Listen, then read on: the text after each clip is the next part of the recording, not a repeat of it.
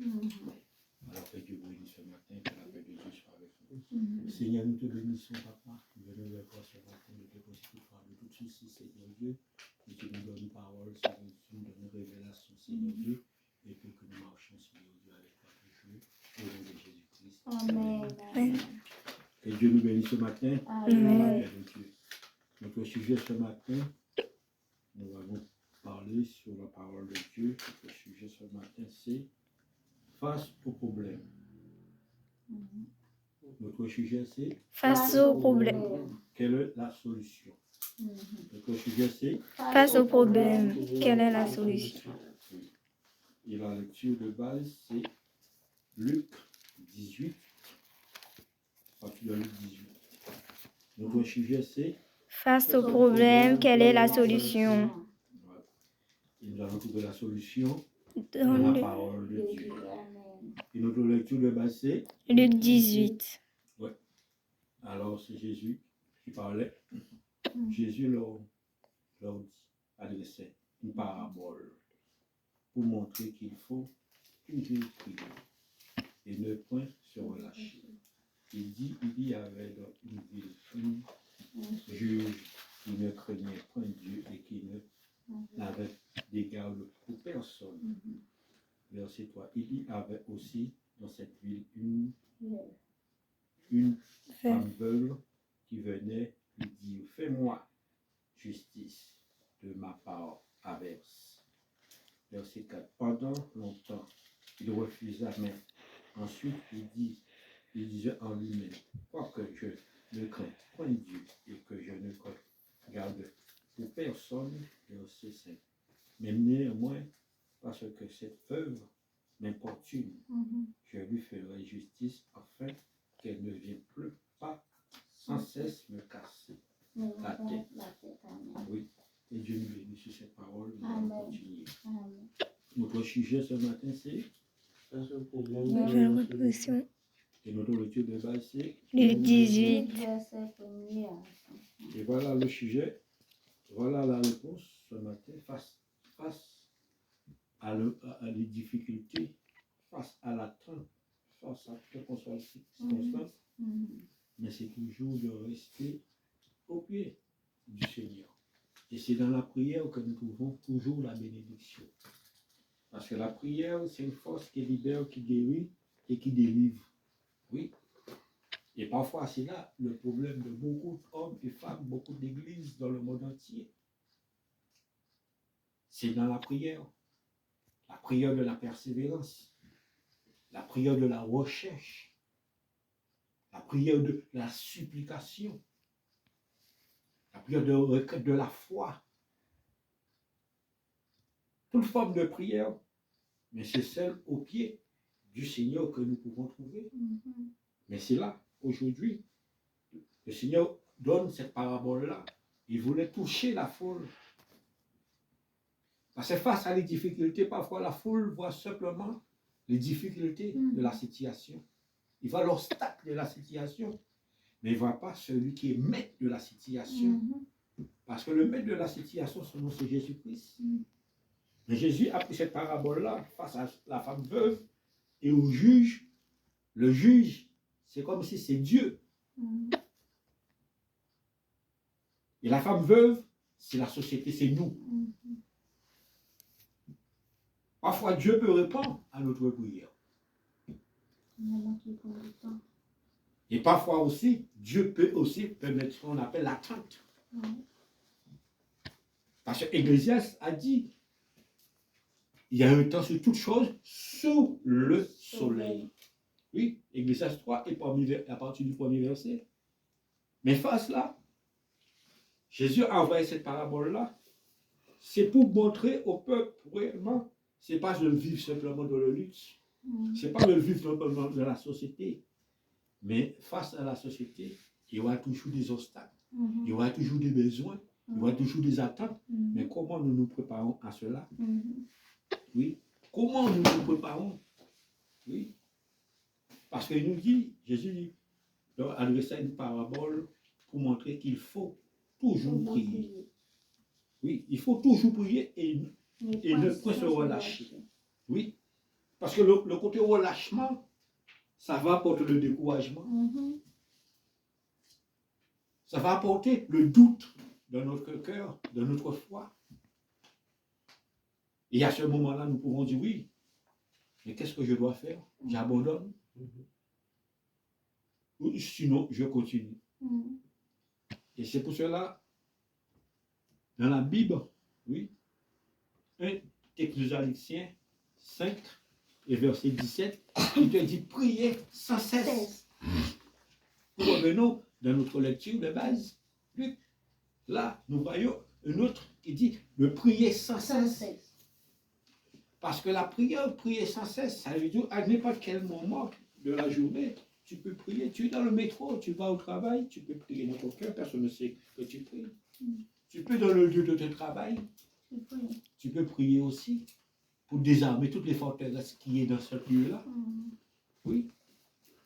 Tu es dans ta maison aussi, il faut trouver le temps de prier, un temps de chercher la présence de Dieu. Tu peux être à l'école aussi.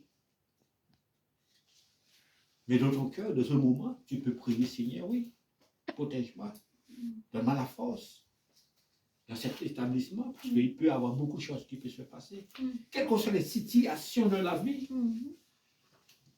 mais nous pouvons toujours remettre tout dans la main du Seigneur. Parce que cette veuve-là, cette femme-là, oui, elle n'a pas dit si elle avait des enfants, mais elle est veuve, ça veut dire elle est tout seule, il n'a plus de mari. On peut remplacer, elle n'a plus de femme. Ils sont tout seuls. Et dans ce moment-là, dans cette époque-là, vivre tout seul, c'était un traumatisme. Parce que la vie était chère, la vie était difficile. Oui. Et aujourd'hui, nous avons tout dans cette vie-là. Et pourtant, parfois, nous voyons toujours les difficultés de la situation. Mais dans cette époque-là, oui, être veuve, c'était une calvaire. Mais cette femme-là avait quelque chose dans son cœur. Cette femme-là avait une but, un objectif. Ce matin, as-tu cet objectif? As-tu cette but-là? As-tu ce besoin-là? Oui. Parce qu'on n'a pas d'objectif dans la vie. Quelles que soient les situations spirituellement, familialement, professionnellement, on peut faire de l'obstacle dans la vie. Face à les difficultés qui peuvent venir, nous pouvons faire de l'obstacle dans la vie. Nous pouvons faire des obstacles. Mais quand on a un objectif, on a un but, quelles que soient les circonstances, mais on regarde toujours vers l'avant. On regarde toujours vers l'avant. Mais cette femme-là, oui, dans le verset 2, il dit, il y avait dans la vie un juge qui ne craignait pas Dieu et qui n'avait d'égard de personne. En plus, cet homme ne craignait pas Dieu. Ça veut dire que cet homme, pour lui, Dieu n'existe pas. Oui. C'est-à-dire que tu peux faire ce que tu veux. Moi, je n'ai pas peur de personne. Et si tu me parles de ton Dieu, ce n'est pas mon problème. Oui, mais c'est ça que Jésus nous veut faire transmettre face à la situation de cette femme-là. Oui. Imaginez-vous cette dame-là, peut-être elle a 80 ans, 70 ans, 90 ans. Oui, elle vient demander au juge de défendre sa cause. Oui, parce qu'elle sait ce qu'elle a besoin. Elle sait ce qu'elle veut dans la vie. Elle sait son objectif dans la vie. Mais tiens, voilà mes difficultés. Voilà pour telle chose que je te demande de venir apporter l'aide pour moi. Et là, cet homme résiste. Il résiste face à cette femme. Il ne veut pas entendre ce que cette femme-là veut lui dire. Et parfois, nous-mêmes aussi, dans la vie de tous les jours, nous cherchons, nous ne trouvons pas. Nous frappons, on ne ouvre pas. Nous parlons, Personne ne veut écouter. Mais face à toutes ces situations-là, qu'est-ce qu'on fait parfois? Nous voulons tout laisser tomber. Nous voulons parfois être divisés. Mais cette femme-là, la seule chose qu'elle avait dans son cœur, c'est de trouver sa grâce, c'est de trouver la solution qu'elle cherchait. Mais nous, aujourd'hui, nous sommes là aujourd'hui, que nous avons la parole de Dieu. Nous savons que Dieu existe. Nous savons que Jésus-Christ est venu pour nous sauver. Jésus-Christ est notre Seigneur. Oui, il a envoyé l'Esprit Saint pour nous aider. Mais comment nous voyons les choses? Mais dans ce temps-là, il n'y avait pas tout ce d'avantage que nous avons. Aujourd'hui, tu peux aller devant au tribunal. Tu n'as pas d'argent, on peut te donner un avocat gratuit. Oui, tu ne paies rien d'office. Mais dans ce temps-là, il n'y avait pas d'avocat d'office. Il fallait avoir de l'argent. Et la vie était encore plus difficile, plus traumatisante. Mais malgré ces situations-là, est-ce que ça a découragé cette femme-là? Est-ce que ça a embranlé cette femme-là? Mais cette femme-là voulait toucher le cœur de ce juge-là. Il voulait toucher sa conscience. Oui, se déstabiliser cet homme pour voir, oui, j'ai besoin. Et c'est ça que Dieu attend de chacun de nous. Face à la situation, il veut voir réellement ce que tu as besoin. Le demande que tu lui as demandé. Oui. Est-ce que tu veux réellement être délivré de le problème que tu as? La solution que tu le présentes, est-ce que réellement c'est ton cœur qui parle à lui ou c'est ta bouche qui l'adresse à lui? C'est là le point d'interrogation. Mais cette femme-là, elle avait tout en elle. Sa bouche parlait, mais son cœur parlait. Son âme parlait. Son esprit parlait pour ce juge-là. Pour lui montrer réellement, j'ai besoin que tu défends. J'ai besoin que tu défends. Oui, parce que je ne partirai pas. Tout que tu ne m'as pas montré, que tu veux défendre, mais je serai là. Oui, et c'est ça que Dieu attend de chacun de nous. Face à la difficulté, face à quelle que soit la situation, mais il veut que nous montrons que oui, réellement, Seigneur, je sais que tu es capable. Ce n'est pas ce que je vois, ce n'est pas ce que j'entends, mais c'est ce que j'ai besoin. Et je sais que tu es capable d'accomplir pour moi. Alors je reste à tes pieds. Je reste à tes pieds comme ça, Seigneur Marie. Je reste à tes pieds, quel que soit l'heure. Parce que nous avons l'exemple de Daniel. Daniel, le roi, avait donné une ordre de ne pas prier. Dans telle heure, il fallait adorer son statut. Il fallait rentrer dans son plan. Mais Daniel avait l'habitude de prier 3 fois par jour. Oui. Il avait l'habitude, quelles que soient les situations, et parfois c'est ça qui nous arrive. Nous ne travaillons pas, nous avons trouvé un travail, on n'a plus le temps de prier. Nous avons changé de ville, nous n'avons plus le temps de prier. Nous avons changé de pays, nous n'avons plus le temps de prier. Nous avons, quelles que soient les situations qui viennent, on n'a plus le temps de prier. On a perdu ça. C'est simplement, oui Seigneur, ça va. Je ne vais pas au travail, bénis-moi, ou je ne vais pas aussi bénir, et c'est fini. Et c'est fini. Mais le temps, de prendre le temps, de toucher le cœur de Dieu. De toucher, oui, parce que Dieu a un cœur. Parce que ce juge-là avait un cœur. Ce juge-là avait un cœur. Il fallait que cette femme-là déstabilise le cœur de ce juge-là. Pour que ce juge-là puisse répondre à son besoin. Mais Dieu aussi a un cœur. Pour toucher le cœur de Dieu, ce n'est pas simplement dire oui, Dieu, oui, je t'aime. Mais il faut démontrer cet amour. Et pour démontrer cet amour, il faut avoir le temps. Il faut avoir la persévérance. Il faut avoir la patience. Oui, parce que cette femme-là avait tout ça.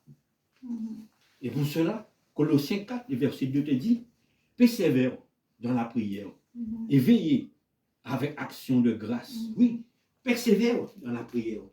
Il faut persévérer. Et en plus, il faut veiller. En plus, veiller sur notre vie. Vous dites, oui, ce matin, je n'ai pas prié. Mais ce soir, il ne faut pas que j'aille dormir sans prier. Mais parfois, on n'a pas le temps de veiller. On regarde. L'heure pour aller au travail, l'heure pour faire ci, l'heure pour faire toutes choses sur la terre. Mais celui qui est capable de protéger, celui qui est capable d'apporter le secours, on n'a pas le temps d'aller vers lui et lui demander. Et après, nous disons, pourquoi? Pourquoi? Pourquoi?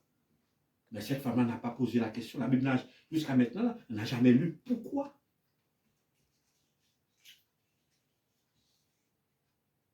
Jusqu'à maintenant, on n'a pas trouvé pourquoi.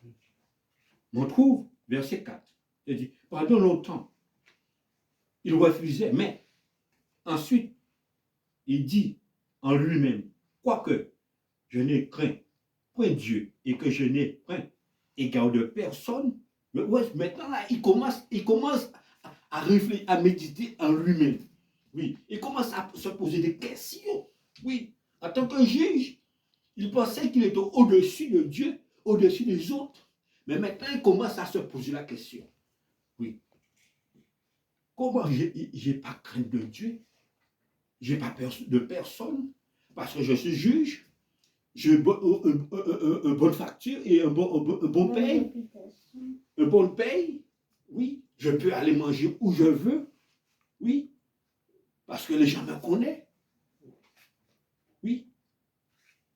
Parce que je suis juge. Oui. Mais maintenant, là, il voit. C'est pas le titre qui est important. Oui.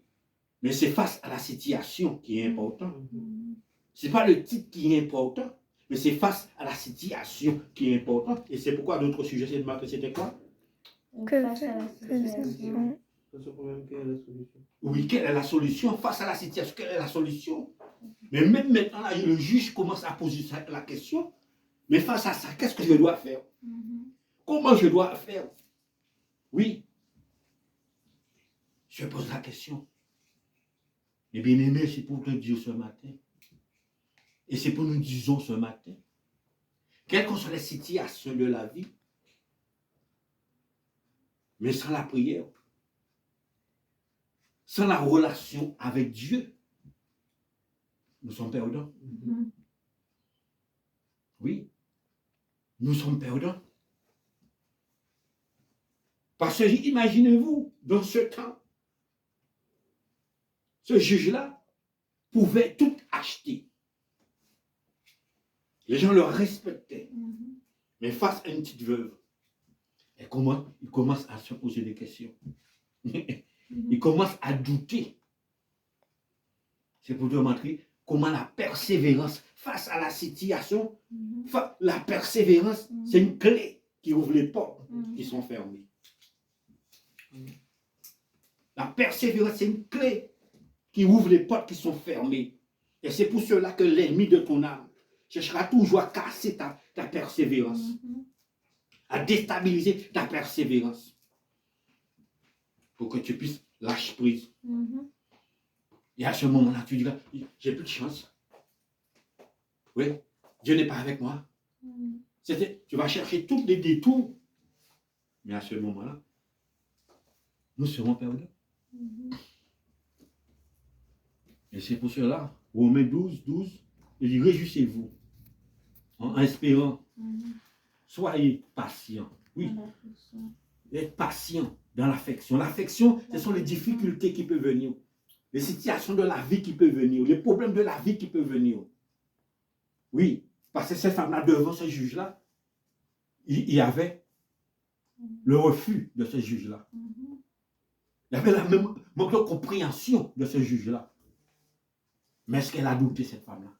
Est-ce qu'elle a abandonné, cette femme-là? Non. La persévérance face à l'affection. Persévère dans la prière. Mais à ce moment-là, c'est là qu'on doit persévérer. pour montrer réellement, Seigneur, je te cherche. Et si je te cherche, tu as déjà la solution. Alors c'est pour cela que je reste là. Oui, quel qu'en soit le temps, 1 mois, 2 mois, 3 mois, ce n'est pas mon problème.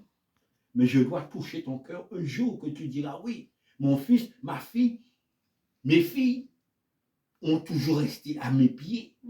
Mais c'est l'heure qu'aujourd'hui je dois ouvrir une porte de grâce pour eux.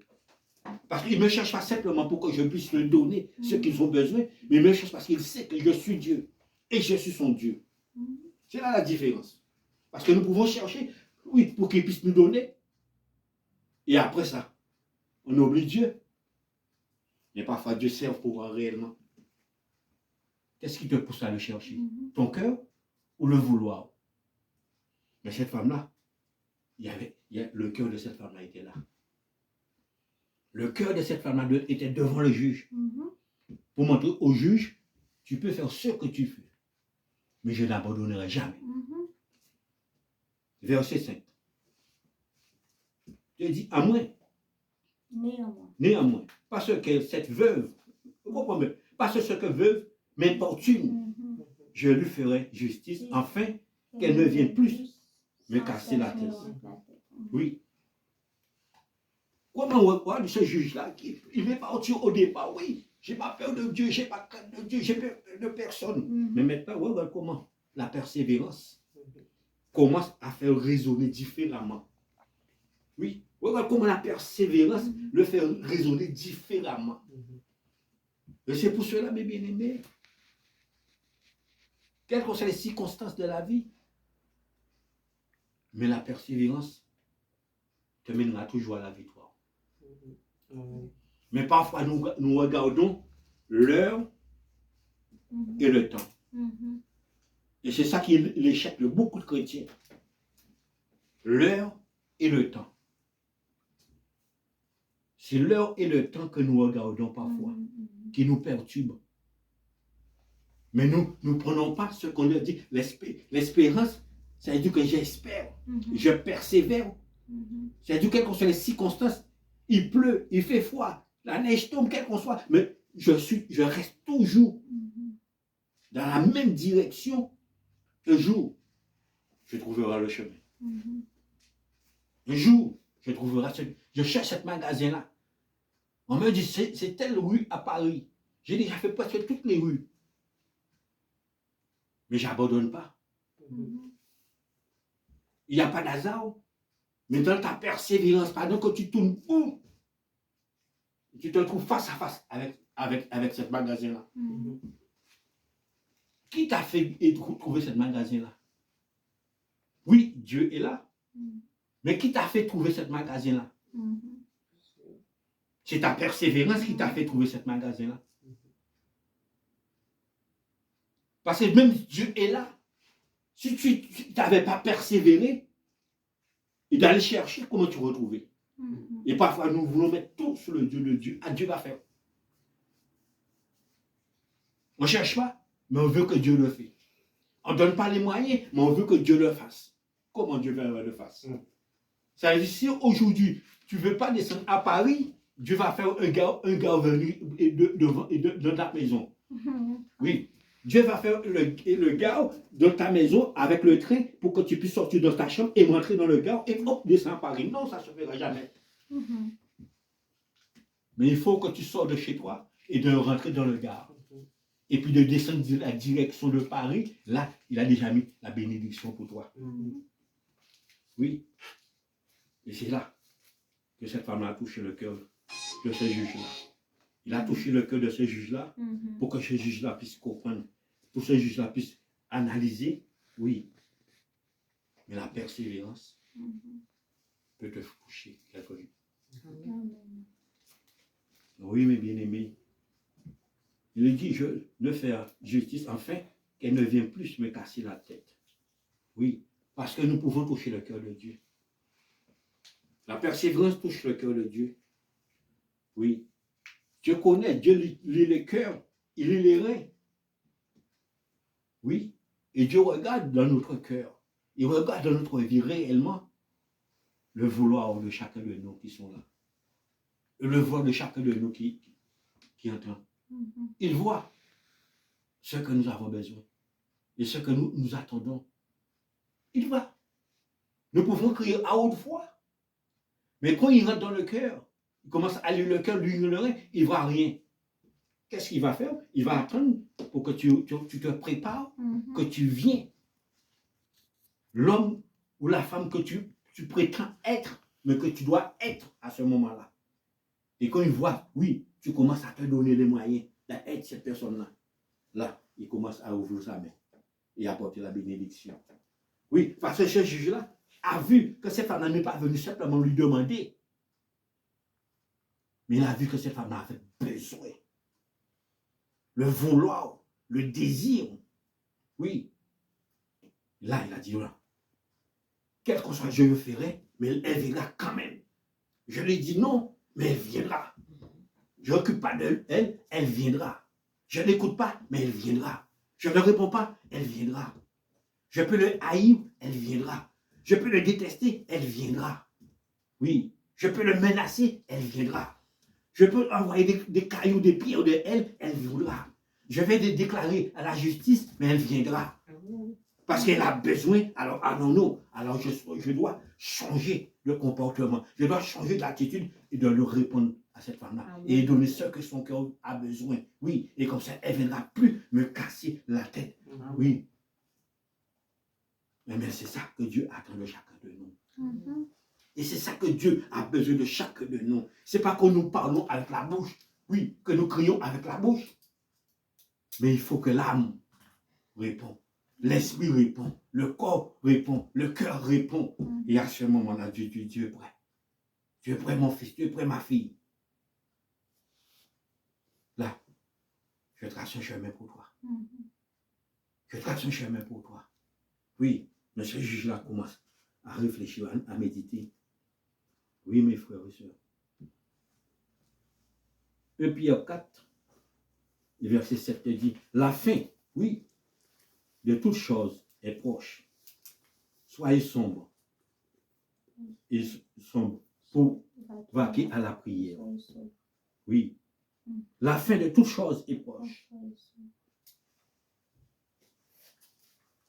La fin de toute chose est proche. Parce que la fin de cette femme-là était tout proche devant ce juge-là. Mais elle est restée dans la prière. Elle est restée dans la persévérance.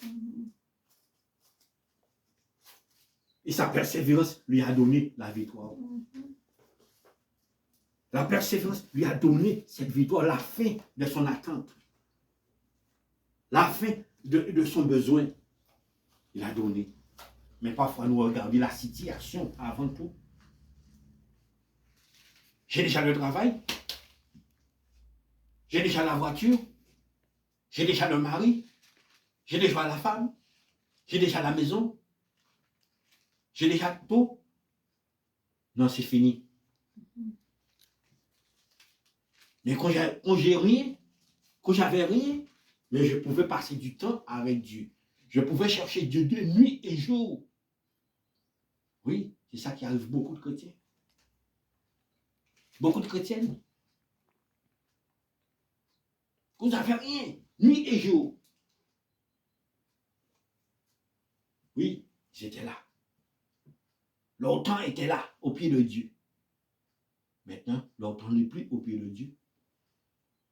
Et c'est là encore le jour commence à devenir plus difficile. Et dans ce monde-là, aujourd'hui, il y a des juges qui sont encore plus difficiles que ce juge-là que nous rencontrons dans la Bible. Les juges qui sont dans ce monde-là, c'est les forteresses, les esprits méchants. C'est eux qui sont ces juges-là dans ce monde-là, pour bloquer, pour essayer de déstabiliser. Mais si nous n'avons pas la prière, pour briser leurs portes, pour briser leurs verrous, mais comment nous pouvons gagner? Comment nous pouvons triompher? On va dire, ah, c'est comme ça. Non, c'est pas comme ça. Parce que beaucoup de personnes ont dit cette femme-là, laisse le juge, arrête. Tu as déjà trop demandé, arrête. Il est comme ça. Tu dis, arrête. C'est comme ça ce juge-là, et arrête. Il n'écoute pas les veuves.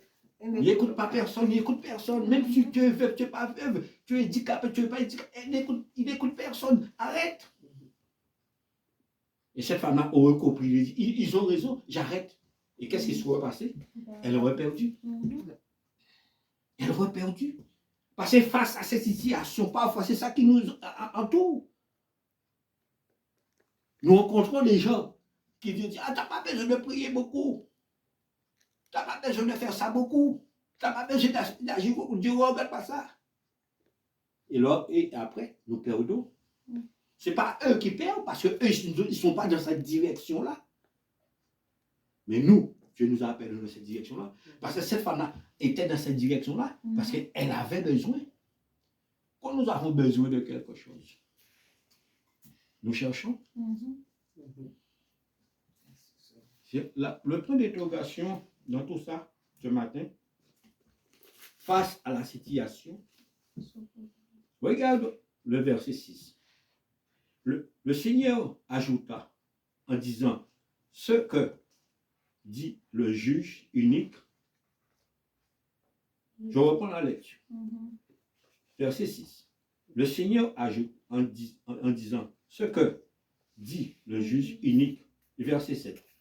Et Dieu ne fera-t-il pas justice à cause de ses élus qui le craignent et qui le crient à lui nuit et jour? Tardera-t-il à l'égard? Oui. Alors Dieu, maintenant là c'est Dieu qui parle, qui fait une comparaison. Jésus fait une comparaison à travers son Père. Oui. Si ce juge-là, après que cette femme a été persévérante envers lui, oui, cette femme n'a pas découragé. Cette femme a donné tout ce qu'elle possédait, sa force, oui, ses réserves. Et après, ce juge-là a changé d'opinion. Et Dieu qui est miséricordieux, et Dieu qui est compatissant, lent à la colère, riche en bonté, si ses élus, ses enfants, oui, ses enfants l'appellent nuit et jour pour lui demander miséricorde ou compassion, est-ce que Dieu ne pourra pas le faire pour eux? C'est là que Jésus essaye de parler à la foule. Il essaye de toucher le cœur. Il a cherché une comparaison entre le juge et la veuve pour te ramener au plus près. Pour que ton cœur puisse entrer dans la réflexion. Oui. Est-ce que Dieu tardera-t-il? Si nous le cherchons nuit et jour, nous sommes là avec lui, passons du temps avec lui. Oui. Est-ce qu'il tardera? Parce que Dieu est vivant. Si nous voyons Dieu simplement comme une statue, nous ne pouvons pas passer toute la journée pour être une statue. Mais si nous voyons Dieu est vivant et en esprit, nous pourrons passer du temps avec lui parce que nous allons ressentir sa présence au milieu de nous. Et à ce moment-là, nous allons vouloir de rester dans sa présence. Il va envoyer ce qu'on appelle le Saint-Esprit, nous toucher pour nous sentir que ma fille, mon fils, mes fils, je suis au milieu de vous. Vous n'êtes pas seul. Et à ce moment-là, tu vas te sentir tellement à l'aise quand tu viens en communion avec ton Dieu. Quand tu viens dans un rendez-vous avec ton Dieu, tu vas te sentir bien et à l'aise, détendu. Et là, tu vas passer du temps avec ton Dieu. Oui. Il y a un temps pour le travail, il y a un temps pour ci, il y a un temps pour les amis, il y a un temps pour toutes choses. Sur le soleil, Église a dit. Mais il y a un temps aussi pour Dieu. Il y a un temps pour être en paix avec Dieu. Il y a un temps pour être en paix avec nous-mêmes. Et c'est pour cela que cette femme a touché le cœur de ce juge-là. Parce que les autres voyaient ce juge-là étaient tellement bandés, tellement durs, tellement bandés. Mais parfois, c'est Dieu qui en dissout les cœurs. Et pour ramener vers lui. Et là, ce juge-là s'est posé la question, comment fait-il cette dame-là, une veuve, peut-être une petite dame à 80 ans, vient m'importuner. Et les autres qui sont bien debout, musclés, baraqués. Quand je parle, tout le monde court, fuit. Et cette petite femme-là vient avec un petit canne. Elle n'arrive même pas à marcher. Elle n'a même pas d'équilibre. Oui? Quand il parle, elle bégaye. Mais une seule chose, son objectif, son ambition, son vouloir m'a perturbé. Oui. Et c'est pour cela la Bible dit, c'est pas ce que l'œil voit, mais c'est ce qui est dans le cœur qui est important. Les gens peuvent voir beaucoup de choses dans leurs yeux, mais c'est quand le cœur s'exprime, et Dieu comprend. Dieu comprend. Alors ce matin, et Dieu nous bénit pour cela. Que la grâce, parce que même Jésus, Luc 6 et verset 12, te dit, même Jésus, en ce temps-là, Jésus s'est rendu sur la montagne pour prier. Il passait toute la nuit à prier Dieu. Même Jésus, quand il est venu dans ce monde-là, il n'a pas regardé qu'il est Dieu, il n'a pas regardé qu'il est puissant, mais même lui-même allait prier. Pour que Dieu lui donne la révélation, pour que Dieu lui donne la force d'accomplir. Même lui qui allait prier. Et aujourd'hui, beaucoup de personnes veulent faire la comparaison. Ah, tu n'es pas obligé de prier. Tu n'es pas obligé de faire tout ça.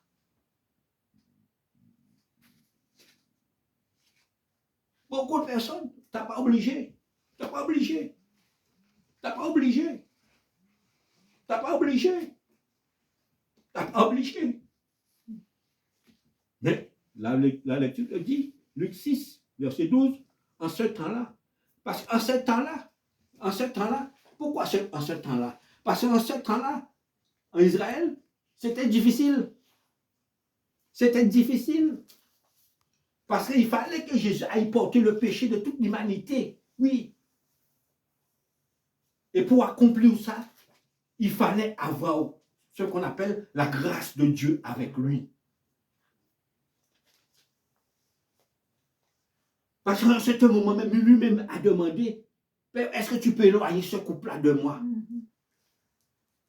Il a senti la pression de ce monde-là, de ce temps-là, était sur lui. Il a senti le fardeau de ce temps-là était déposé sur son épaule. Et aujourd'hui, regarde le temps que nous vivons aujourd'hui, mes bien-aimés. Le temps que tu vis, la chaleur, le froid, la température, les achats, les prix, tout en train de bouleverser. Il n'y a plus d'amour sur cette terre-là. Division sur division, séparation sur séparation, guerre sur guerre, méchanceté sur méchanceté. À chaque moment que tu ouvres ta télévision, un enfant de 12 ans a été tué, une femme de 30 ans a été violée. Tant de bêtises, tant de souffrances. Et parfois, nous ne pensons pas, ah, ça arrive que aux autres. Ça arrive que aux autres. Mais en ce temps-là, nous sommes dans ce temps-là. La Bible a dit dans ce temps-là, c'est encore plus difficile que le temps que Jésus nous parle à l'instant. Mais la seule chose qui peut calmer tout ça, c'est la prière. Le temps que tu vas passer avec ton Dieu. Oui. Le verset 8 pour faire la conclusion. Jésus le dit. L'heure fera triompher la justice. Mais quand le Fils de l'homme viendra, trouvera-t-il la foi sur la terre? Oui. Quand il reviendra, parce qu'il reviendra chercher ses enfants, est-ce qu'il trouvera des hommes et des femmes, des jeunes ou moins jeunes, avec la foi? La foi, ce n'est pas simplement dire j'ai la foi. Parce que le livre de Jacques dit il faut démontrer cette foi-là que tu as. Parce que la foi sans les œuvres est morte. Ce n'est pas dire j'ai la foi, c'est la foi qui va me sauver. Parce qu'il y a beaucoup de personnes, ah c'est la foi qui va me sauver. C'est la foi, c'est la grâce. Mais la foi sans les œuvres. Et la grâce sans les œuvres aussi. Alors, il faut bien comprendre la parole. Mm. Parce que ce juge-là n'avait pas compris. Mais cette femme veuve avait compris quel temps qu'elle vivait. Dans quel siècle elle vivait. Elle savait ce qu'elle avait besoin. Elle savait ce qu'elle avait besoin. Ce matin, est-ce que tu sais ce que tu as besoin? Ce n'est pas ce que tu as, mais ce que tu as besoin qui est important. Parce que nous regardons ce que nous avons, mais ce que tu as besoin est plus important que ce que tu as à l'instant. C'est ça qui est important. Parce que dans un moment, tout peut écrouler. Mais si tu as la foi avec Jésus-Christ, quel que soit le château peut écouler, mais ton cœur restera là. Ton cœur restera là. Mais si le château coule, ton cœur n'est pas là. Tu coules ensemble avec le château. Alors ce matin, pose-toi la question. Notre sujet, c'était quoi? Ce problème, quelle est la solution? Voilà la solution. Face au problème. Regarde ce problème-là. Mais cette femme a trouvé la solution. La solution, c'est la prière au nom de Jésus-Christ. La prière de la persévérance. Qui ouvre les portes qui sont fermées et les portes qui sont condamnées. Que Dieu nous bénisse sur cette parole-là. Que la grâce de Dieu soit avec nous. De passer un très bon dimanche et le week-end qui va rentrer avec la grâce de Dieu qui soit une source de bénédiction, qui soit une source de protection au nom de Jésus-Christ. Amen.